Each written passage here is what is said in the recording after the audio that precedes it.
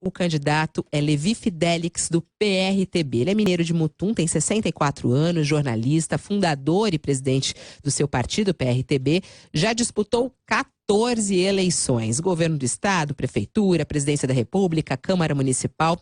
Nunca foi eleito. Em 2014, quando concorreu à Presidência da República, teve a maior votação da sua carreira política, foram 446 mil votos. Mesmo assim, não chegou a 1% da votação total do país, teve 0,43% dos votos computados. Nas pesquisas de intenção de voto para a eleição deste ano, aparece em 7º lugar, com 2% das intenções de voto. Ele está aqui ao meu lado. Olá, candidato, bom dia. Bom dia, Fabiola. Bom dia, rádio ouvintes. Estamos aí à disposição. Com certeza absoluta, essa campanha é mais uma. Mas queria ressaltar que as campanhas têm sido disputadas com um jogo muito desleal, né? Muitas vezes o tempo de televisão e, acima de tudo, né, as empresas que financiavam esses grandes candidatos de grandes partidos, e nós sempre com um tempo exíguo de exposição. Além do mais, o financiamento público está aí, Lava Jato, Petrolão, demonstrando que o jogo duro das campanhas era julgado também de maneira desleal contra aqueles que seguem a lei como eu. O senhor é contra o financiamento? Totalmente contra. Você está notando agora que os candidatos estão com muito menos financiamento e não estão gastando aqueles valores que gastavam quando eram financiados pelas grandes empreiteiras, de sorte que agora, entre nós, só temos a questão da exposição na mídia. E isso não permite que tenhamos, naturalmente, com essa pouca exposição, a visibilidade que teríamos que ter, né? Com a igualdade de isonomia. Aqui, pelo menos aqui nós temos, né? Igualdade, 30 minutos 30 minutos é uma concessão pública, naturalmente, que é obrigação, mas muito bem colocado, né? Bom, candidato, a gente recebeu aqui, eu desde o início da semana, recebendo aqui muitas perguntas dos nossos ouvintes, e o que mais apareceu por aqui foi a grande repercussão que teve uma declaração sua nas últimas eleições, da presidência da República, né? Teve até repercussão internacional. Foi quando o senhor falou sobre a questão homossexual com a candidata Luciana Genro na TV. Na época o senhor chegou a dizer que dois iguais não fazem filhos, que não fazia a menor questão, inclusive, de receber os votos de homossexuais, e ainda que sente nojo quando vai na Avenida Paulista. Não, isso não existe. Ninguém falou nojo, não, isso não existe. Você está colocando na minha boca e não falei. Sobre isso aí eu quero te adiantar o seguinte. Deixa eu fazer a pergunta só, candidato. Mas a pergunta já está. Nós estamos tratando aqui de programa de governo. Você está me tratando de um passado, e um passado onde, à época, eu apenas coloquei defendendo a família e defendendo o povo brasileiro. Eu coloquei meu ponto de vista pessoal. Agora, o contribuinte é o contribuinte que vai dizer se quer ou não quer um prefeito que vai gerenciar as verbas da prefeitura. Não tem nada a ver meu ponto de vista pessoal do qual eu quero honestamente tangenciar. Mas, candidato, isso tem muito a ver com as políticas que são adotadas, políticas públicas que são adotadas na cidade. E a pergunta que eu faço ao senhor é se o senhor se arrepende dessas declarações que o senhor deu. Arrepender de quê? Eu apenas falei um ponto de vista meu, e as pessoas têm direito a ter o seu. E agora, eu, como prefeito de São Paulo, daria a todos a igualdade de isonomia no tratamento, mesmo porque estamos tratando de contribuinte. Agora, vamos tratar de programa de governo, neste governo agora que estamos disputando, que é a Prefeitura de Presidente da República. Do ponto de vista pessoal, que continua o mesmo, e as pessoas têm o seu direito em ter o seu ponto de vista, né? Em relação à parada gay que existe aqui em São Paulo, numa eventual gestão sua, ela continuaria a existir ou não? Todo e qualquer tipo de manifestação tem que ter a interlocução do poder público colaborando ou não. Agora, se está dentro da lei, qualquer tipo, não é só de parada gay, qualquer manifestação. Não é uma manifestação, na verdade é um evento que faz parte do calendário da cidade, né? Evidentemente. Que a prefeitura coloca como um dos grandes eventos. Se faz parte de uma tradição, por que tirá-la, na verdade? Agora, cada um pensa como quer, e eu tenho o direito de pensar como eu penso, né? Bom, falando aqui, o senhor até trouxe seu plano de governo aqui, ele também está disponível no site do Tribunal Regional Eleitoral. Em meio a todas essas declarações, essas polêmicas dos aplicativos de transporte individual, o senhor fala sobre incentivar o táxi, né, no seu plano de governo. O senhor fala de ampliar a frota de táxi, fala de dar um tanque de gasolina para o taxista uma vez por mês. E, além disso, também criar um táxi turístico, que ele vai custar 30% mais que o táxi comum. Isso não é um pouco ir na contramão do que os outros candidatos estão fazendo e até mesmo do que já está acontecendo na cidade? Quer dizer, aumentar a tarifa de táxi em São Paulo? Não aumentará nada, Fabíola. O que acontece é que nós estamos hoje vivendo a era do Uber. E eu já prognosticando isso no passado, eu imaginava e sempre tive essa ideia de que as pessoas pudessem optar, não é, por terem um táxi que tenha emergência e urgência mais em conta, ou um táxi com mais conforto, onde teria também com um carro de melhor qualidade, maior, mais espaçoso, com ar-condicionado, com o taxista em tese poderia falar uma língua pelo menos, né? E contribuindo, colaborando com isso até com o turismo, então você teria um táxi diferenciado. Aliás, o Haddad veio adotar essa minha ideia agora com o táxi preto. Que já acabou com ele, né? Que já acabou com ele. Então, a ideia aí, naturalmente, à época, 2012, era exatamente termos esse diferencial para dar uma opção maior para o povo, e surgiu agora o Uber, do qual agora o que é que eu quero e pretendo? Que os táxis sejam indenizados, né? Porque estão perdendo muito dinheiro com isso, com a competitividade, com a competição. Os táxis poderiam muito bem ser indenizados, né, de 80 a 120 mil reais, que é o valor exatamente que vale uma concessão pública, e com isso eles teriam mais competitividade na medida que a prefeitura pode também abrir um telemarketing, um setor para que as pessoas possam pesquisar as tarifas dos táxis, que isso ficaria livre, e então os táxis normais de hoje ficariam como se fosse um Uber, porque eles teriam indenização e estariam concorrendo com o Uber. O senhor vai pagar de 80 a 120 mil reais para mais de 30 mil taxistas? 30 mil taxistas. Indenização, porque hoje... Como é que vai ser pago isso? Com o dinheiro que nós temos, a prefeitura tem muito dinheiro. O que ela gasta é mal. A prefeitura arrecada 43 bilhões de reais anuais e gasta mal. Só com juro bancário, mais de 6 bilhões. Então eu teria que fazer o quê? Já que você tocou nisso, como é que eu vou arrumar esse dinheiro?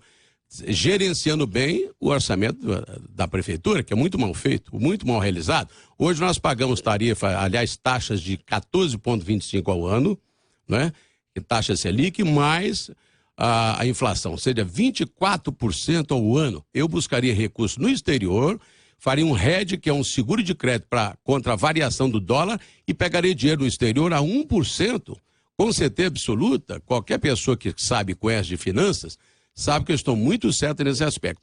Eu iria modificar o perfil da dívida de São Paulo, sobraria um recurso, porque não se pode pagar dívidas como essa que São Paulo tem, inclusive adquirido no tempo da Marta, que renegociou a dívida muito mal, e colocou esses patamares, que a dívida era 22 bilhões, e foi esse patamar espetacular com a Haddad. Que já foi renegociada, inclusive, né? Mal renegociada. Agora, candidato, o senhor acha que é uma prioridade, diante de tantas necessidades em São Paulo, uma prioridade indenizar os taxistas? Taxista 100 mil reais para cada taxista? Não, porque é a concessão, ele pagou, e o Uber pagou o quê? Não pagou nada. Como é que ele pode concorrer? Então, eu sou a favor que os táxis sejam indenizados e tenham a sua habilitação no mesmo nível do Uber. Hoje o Uber está livre. Ele entra com a sua carta apenas e acabou. Ora, isso é uma competição contra alguém que adquiriu seus direitos, inclusive direitos hereditários. Muita gente tem direito hereditário. É correto que o táxi, então, tenha possibilidade de ser indenizado, ficar no mesmo patamar do Uber. Temos perguntas também dos nossos comentaristas aqui. O Kennedy Alencar já conosco. Bom dia, Kennedy. Bom dia, Fabiola. Bom dia, ouvintes. Bom dia, candidato. Bom dia, Kennedy.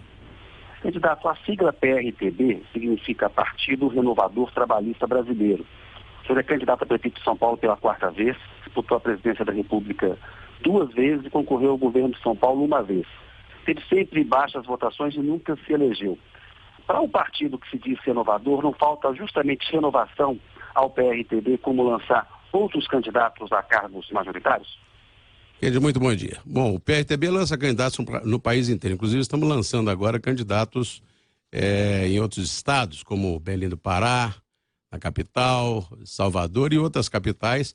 E o PRTB é um partido, Kennedy, que surgiu da vontade de colocar novos patamares, novos conceitos à política nacional, e que o vem fazendo há 22 anos. Como fundador e líder, é natural que todas as pessoas, como foi o Ulisses Guimarães, Quércia e tantos outros fundadores, se coloquem à disposição e disputem, sejam, acima de tudo, referências dentro da legenda, a legenda que, inclusive, tem dado sua contribuição à nação, na medida que coloca ideias e conceitos como transporte público, essa antecipação de mobilidade urbana, foi o que fiz. O anel viário aqui em São Paulo foi nós temos a ideia lá atrás, há 20 anos atrás, só mudaram o nome para Rodonel. A todo momento eu dou ideias para se criarem novos conceitos, por exemplo, sobre essa questão de prevenção, não é? As calamidades públicas, tipo, criar-se o Ministério das Calamidades Públicas no Brasil, não se criou, mas se fez o PAC da calamidade. Então, sempre nós estamos inovando, sim, com ideias e conselhos. Não sei se você sabe, fui eu que também fiz lá atrás um programa de televisão chamado TV Informática, isso é inovação, como jornalista que sou. Então, Clêndio, disputar é uma questão que temos que insistir até realmente as ideias serem implementadas, porque ao serem implementadas, como agora o Aerotrem que está sendo implantado aqui em São Paulo com o nome de monotrilho, eu me sinto vencedor. Muitas vezes nas urnas pelo jogo desleal, que inclusive os grandes partidos possuem e têm, na medida que são financiados por Lava Jato, grandes empreiteiros, esse escândalo nacional. E o PRTB não está envolvido em nada disso aí. Bom, temos perguntas também dos nossos ouvintes, que chega através do nosso WhatsApp, 99911-9981, Thiago Barbosa. Pois é, candidato, o senhor já tocou no tema do Aerotrem, que é disparado aqui, os ouvintes mais perguntam e fazem referência aqui. Mas tem um outro tema também que me chamou a atenção, que dois ouvintes escreveram, um deles a Camila, que é moradora do Butantã, que pergunta qual vai ser a sua política para solucionar a questão dos moradores de rua da cidade de São Paulo. A assistência social é fundamental. Eu vejo as ruas cheias, mas cheias de gente, né? As praças, né? Com barraquinhas, os viadutos, né? Todos com pessoas desabrigadas. Claro que nós temos uma crise maior que é o desemprego. Agora, cabe ao prefeito, com o que tem de obrigação, zelar por isto, ou seja, essas pessoas, trazê-las novamente em novos abrigos, mais abrigos, reeducá-las, né? Recolocá-las no mercado de trabalho. Isso é fundamental, isso é humano, mas acima de tudo temos que ter capacidade. Cabe ao Estado reorientar essas pessoas e dar a elas novas oportunidades. Para isso nós vamos implementar políticas públicas nesse sentido. E quais são essas políticas? Essas políticas, já disse, nós vamos fazer novos abrigos, nós vamos acolhê-las, financiar naturalmente essas pessoas, por exemplo, dando às empresas possibilidade de reempregando essas pessoas um desconto nos seus IPTUs, por exemplo, é uma ideia, já me disseram que isso é muito bom, inclusive favorecendo-as. Isso é fundamental. São Paulo é uma cidade que não pode ter indústrias, por exemplo, poluentes, mas nós temos de serviço. Essas pessoas muitas vezes podem ser um boy dentro da empresa, não é? Podem muito bem serem cozinheiros, ou seja, reeducá-las e colocá-las naquilo que elas têm de melhor e a sua vocação. É verdade que o senhor pretende mudar a prefeitura de lugar? Sim, eu pretendo aqui na área da Cracolândia restabelecer, refazer aqui aquilo que é o nosso sonho. A nova cidade administrativa, com o Paço Municipal, prédios com novas secretarias que estarão relocadas ali, porque hoje se paga... Na Cracolândia. Na Cracolândia. Hoje nós queremos fazer com que essa Cracolândia, ela saia dali em definitiva. Essas pessoas podem ser muito bem colocadas em clínicas, financiadas pela prefeitura. Isso é fundamental, essas pessoas precisam de apoio, suporte, e não é dando a elas dinheiro para ficarem pagando hotel que nós vamos resolver a questão da Cracolândia. Naquele lugar nós vamos elevar ali os novos prédios, né, com a Secretaria de Educação, da Saúde, o Paço Municipal, toda a região da Santa Efigênia, toda aquela região. Vai comprar. Aquilo ali, exatamente, nós vamos derrubar aqueles prédios velhos, não adianta nós ficarmos ali com aquele antro, né, de perversidade, né? As drogas, que a cada dia mais se amplifica essa área. Temos que, com isso, então, repovoar a cidade. No lugar, por exemplo, da Santa Efigênia, da rua Santa Efigênia, nós vamos colocar um shopping de informática modernizado, trazer para aquilo ali a população para comprar em shoppings com quiosques, shoppings que paguem impostos. Ou seja, é viável repovoarmos a cidade e transformarmos São Paulo, que é essa cidade cinzenta, uma cidade mais humana e que tenha mais habitabilidade no centro da cidade. Temos perguntas também do professor Marco Teixeira. Bom dia, professor. Bom dia, Fabíola. Bom dia, ouvintes. Bom dia, candidato Levi Fidelix. Bom dia, Marco. Candidato, eu estava vendo aqui a tua proposta de governo e tem uma série de intervenções na cidade que, sem dúvida nenhuma, exigem recursos vultuosos, né? Por exemplo, continuar o Aerotrem, que é o monotrilho, que é uma obra do governo do estado hoje, né? Na proposta do senhor, parece que o município daria continuidade a isso com recursos do próprio município. Para além disso, o senhor promete embaixo do Aerotrem um conjunto de intervenções com equipamentos públicos, dobrar a Guarda Civil Metropolitana, treinar taxistas em cursos de língua também custeado pela prefeitura. Como arrumar dinheiro para tudo isso, candidato? Eu entendi um pouco a resposta que o senhor deu para a Fabíola agora há pouco, né? Mas do ponto de vista da viabilidade, ela não se viabiliza a curto prazo também, né? Marcos, veja bem, hoje o erário, né, ele está muito mal administrado, ou seja, os recursos próprios. Hoje nós temos aí praticamente um prefeito sem vocação para conduzir uma prefeitura que tem muito dinheiro e mal aplicado. Nós sabemos muito bem que o Haddad, né, ao fazer uma ciclovia como essa que ele fez aí, aliás, várias, né, está gastando acima do que elas custam. Né? Ciclovias, às vezes, com 2, 3 milhões de reais, essa, por exemplo, que vem da CEAGESP ao centro da cidade, custa mais de 2 milhões. Isso não é para se custar isso. É jogar dinheiro fora. Pode fazer com menos custo, ainda mais que tem essa ciclovia, que daqui a pouquinho essa pintura já saiu, por isso que ele é apelidado de prefeito Souvenir. Você veja bem que ele não aplica recursos corretamente neste campo aí, nesse setor de transporte. Ele é obrigado a aplicar assim, porque não cabe apenas ao Alckmin, ao governo do estado, qualquer que seja ele, ficar aplicando em mobilidade urbana somente ele. Tem que também a prefeitura contribuir, colaborar, e ele também disse que iria colaborar logo no início do governo com 1 bilhão no tempo que o Lula estava lá. Cadê 1 bilhão que ele aplicou? Então é viável, sim, ser um bom prefeito, administrar bem. Eu não estou vendo que viaduto que ele fez. Eu não sei onde é que ele joga 40 e tantos bilhões desse recurso que nós temos e em quê? Não está provado que ele tem eficiência neste campo. Acima de tudo, ter eficiência significa também zelar pelo bolso do contribuinte. Ora, gente, como é que ele pode pagar 6 bilhões ao ano de juros? Ele tem que renegociar essa dívida e bem.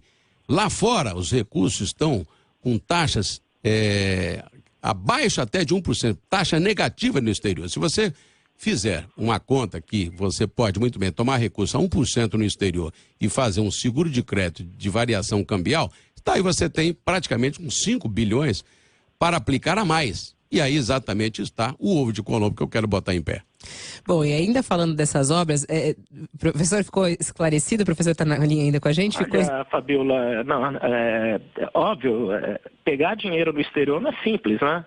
Tem até o problema da dívida que impede isso, tem que ter autorização do Senado, fazer esse conjunto de intervenções. Não é simples, mas é viável. Basta vontade política e força, né, Marco? Uma proposta, não é, que tem que ser discutida com a Câmara Municipal, ou seja, ao que parece, a crítica do Levi é crítica a todos os governantes, né? Então todos os governantes negociaram mal e todo mundo que tem dívida.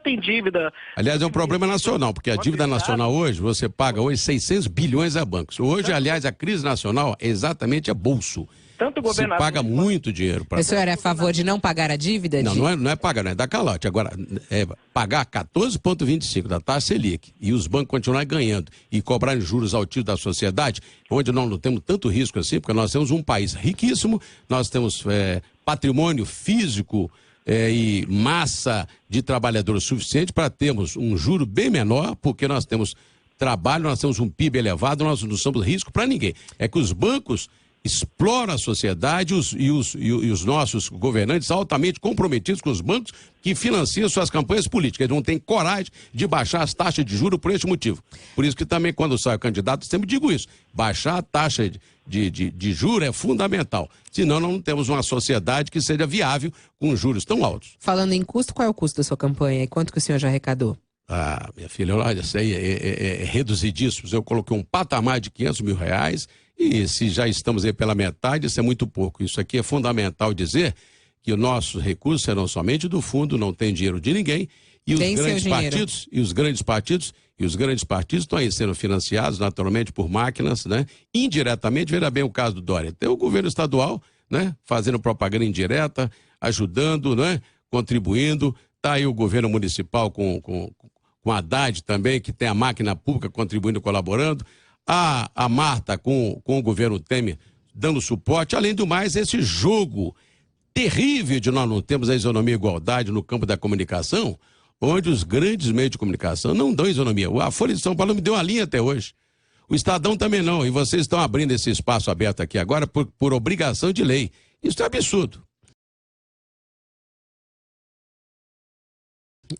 10h50. Nós temos perguntas também do Gilberto de Menstein daqui a pouquinho. Antes tem perguntas de ouvinte. Tem um ouvinte aqui, o Tiago Escabelo. Ele quer saber a respeito das margens dos nossos rios, né? Que o senhor tem um projeto no seu plano de governo sobre a reurbanização ali das marginais, Tietê e Pinheiros. Ele quer saber qual vai ser o custo disso e como será esse projeto.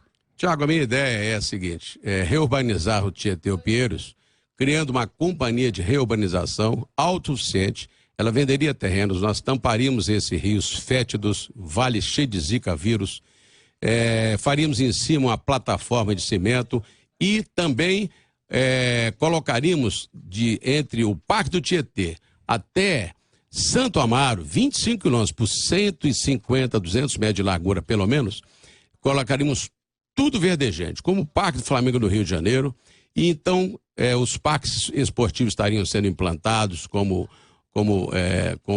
basquete, piscinas, bares a céu aberto, ou seja, nós teríamos uma nova Ibirapuera de ponta a ponta, longitudinal. O trânsito nós colocaríamos na parte superior, não é? Com os viadutos, uma freeway, como dizia o Maluf, não é bem porque ele já tirou essa ideia também do nosso programa de governo, está ali há mais de 20 anos, nós faríamos pistas, né, de ponta a ponta, que vem, por exemplo, lá do aeroporto de Guarulhos, com alças, pode muito bem sair nos bairros, e depois quem chega em Santa Maria pagaria pedágio. Ora, você tem então um plano que São Paulo deixa de ser feio, né? São Paulo deixa de ser essa cidade cinzenta e os jovens não iriam mais para os pancadões para as drogas, teriam condições de se divertir. São Paulo seria uma cidade humanizada. Isso aí passaria à história, porque São Paulo é uma cidade feia, não tem realmente onde os jovens se divertir, só tem Ibirapuera. E isso custaria quanto? Bom, não tem valores totais, mas à época eu havia feito um cálculo de R$1 bilhão, isso há muito tempo atrás. Nós temos que atualizá-los, nós temos que... 1 bilhão só para reurbanizar. Para reurbanizar. E a despoluição? Agora, sim, não, essa é a grande questão dos rios, O Estado já faz isso através da Sabesp, teria que com o Estado fazermos um convênio, claro, nós temos que fazer um convênio para aprofundar a calha. O problema do rio Tietê e o Pinheiros, que é o único rio brasileiro que nasce, né, no oeste e vai para nasce no leste e vai para o oeste, e a terra gira no sentido contrário. É um rio que aqui está em São Paulo paralisado.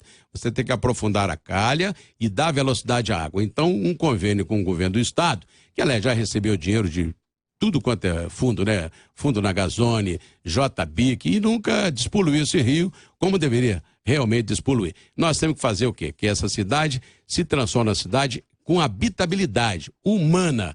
Então imagine só quem morar aqui, por exemplo, nessa região aqui, o estudo que da freguesia fez de 1 bilhão, poderia muito bem chegar, né, e descer ali até as marginais e brincar, jogar futebol, não é? Ir para a quadra de basquete, formaríamos uma nova juventude para as futuras Olimpíadas. Então, isso tudo é um plano viável, foi estudado inclusive com engenheiros, no Clube dos Engenheiros de São Paulo. É viável não colocar em prática só porque é minha ideia. Do jeito que copiaram o anel viário, só mudaram o nome para Rodoanel, o Aerotrem mudaram para o nome. Toda hora eles copiam um pedacinho, como agora eu quero transferir a CEAGES para a região do Rodoanel, vem o Haddad que quer transferir para a CEAGES, para Perus, então sempre copiam e fazem meia sola, copiam mal esses candidatos aí. Gilberto de Menstein tem perguntas também para o candidato Levi Fidelix. De Menstein, bom dia. Candidato, bom dia, Gilberto. Foram várias eleições que você disputou e não venceu, mas conseguiu fazer uma marca. Eu sempre aqui tento fazer uma pergunta bem transparente e ver se o candidato também dá uma resposta bem transparente. 99% de chance tem de você não ir para o segundo turno. Me pergunto o seguinte, em quem que você, a partir das suas preocupações de meio ambiente, de mobilidade, em quem que você nunca votaria como cidadão? Entre os candidatos que estão aí. Se tivesse escolher um candidato que você não votaria, qual seria esse candidato?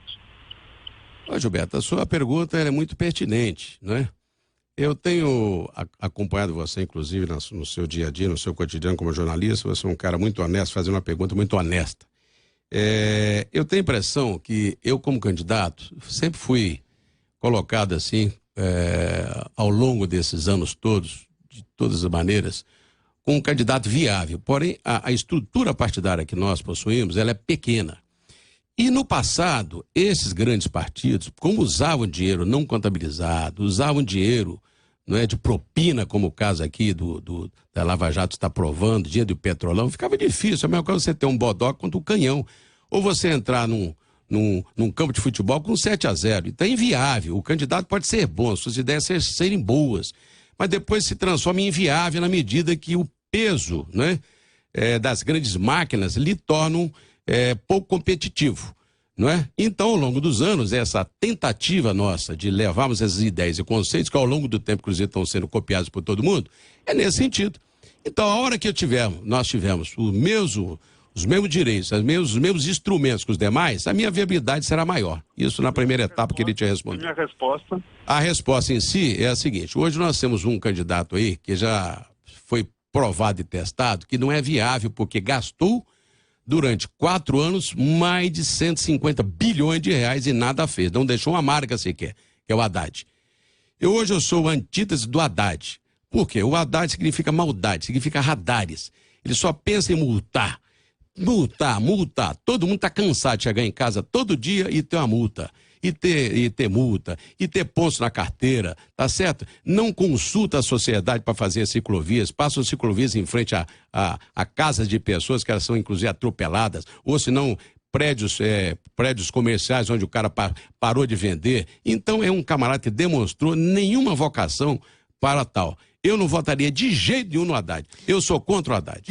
10h56, perguntas também dos nossos ouvintes. Vai chegando aqui muita coisa. Tiago Barbosa, o que tem aí? Bom, o pessoal perguntando também, candidato, a respeito da velocidade das marginais, né? Apesar de que o senhor já colocou aí uma situação de... Mas não respondi integralmente. Tampar ali os dois rios. Como é que faria nessa situação? Não, veja bem, essas marginais, naturalmente, teriam que ter a velocidade hoje, como estão, né? Velocidade normal como era antes, são vias expressas, como tal deveriam funcionar na faixa de 90 a 70, como era antes. Essa história que o Haddad falou, que parou de morrer gente, mas gente, morria muito, era bêbado de madrugada.